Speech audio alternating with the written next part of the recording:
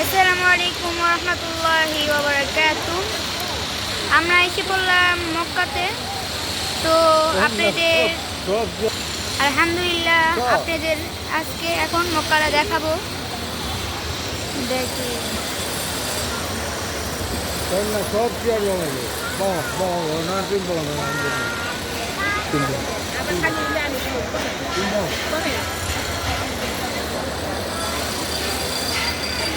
তুমি বলছো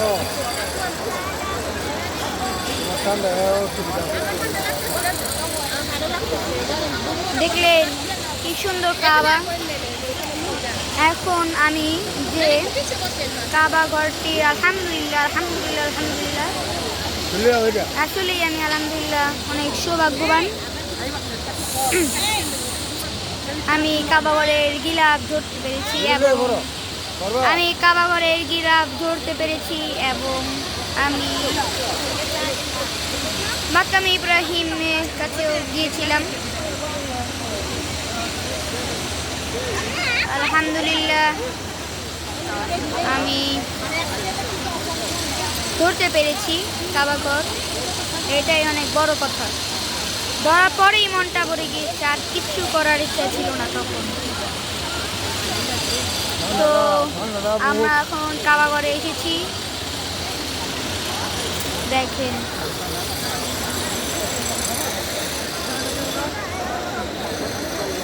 এই যে জমজম ক্লক টাওয়ার।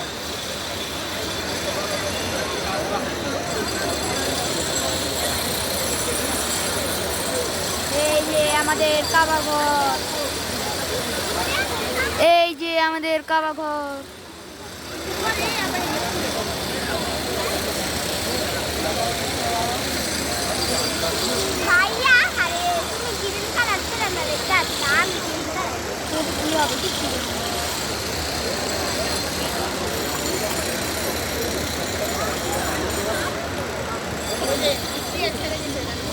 দেখলেন কি সুন্দর কাবা ঘর। বেশিরভাগই সৌভাগ্য হয় না। আলহামদুলিল্লাহ আমরা আসতে পেরেছি এবং কাবা ঘর ধরতে পেরেছি। আলহামদুলিল্লাহ আল্লাহর কাছে অনেক অনেক লাখ কোটি লক্ষ লক্ষ লক্ষ কোটি কোটি শুকরিয়া। আল্লাহ আমাদের কাবা ঘরে আনার তৌফিক দান করেছে, কাবা ঘরে আনার তৌফিক দান করেছে।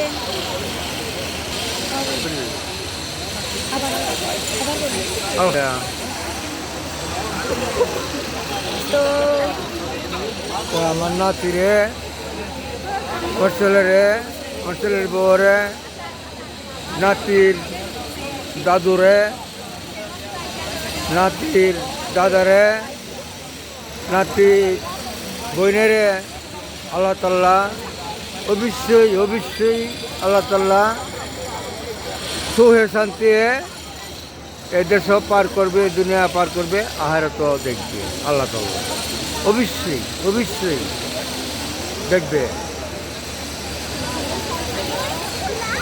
এখন কত লোকটা যে তুমি এখন কাবার ঘর ধরতে পারছো, আল্লাহর কাছে কত শুক্রিয়া। আমি হইনা খুব খুশি হয়েছি আব্বুর সাথে গিয়া কাবার ঘর ধরতে পারছো, ঠিক আছে। আল্লাহ হায়াত দেখ, আল্লাহ সব রকমে আল্লাহ তাআলা তৌফিক দান করো, আল্লাহ তোমাকে রাখো। তো দেখেন কাবা ঘর,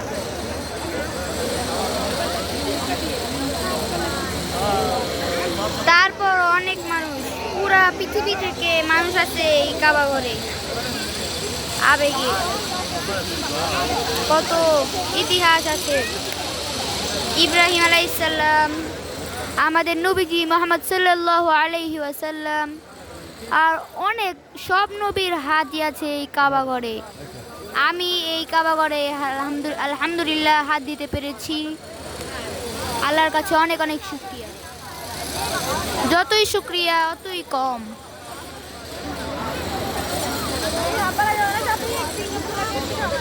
আচ্ছা, কি উঠছে? তো আমাদের ভিডিও এত পর্যন্তই। আসসালামু আলাইকুম ওয়া রাহমাতুল্লাহি ওয়া বারাকাতুহু।